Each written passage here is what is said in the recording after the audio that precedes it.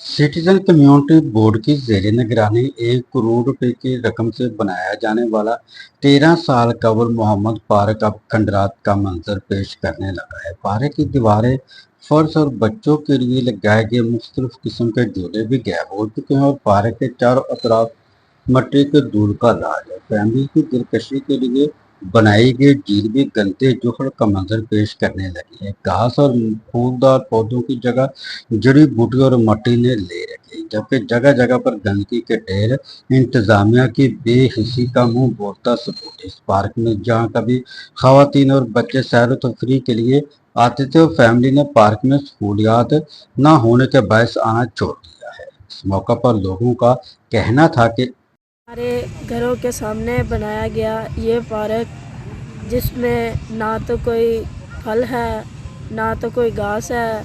यहाँ पर एक झील है जहाँ पर नालियों का पानी, बारिश का पानी जमा होता है और मच्छर और बदबू बीमारियाँ पेश करती हैं।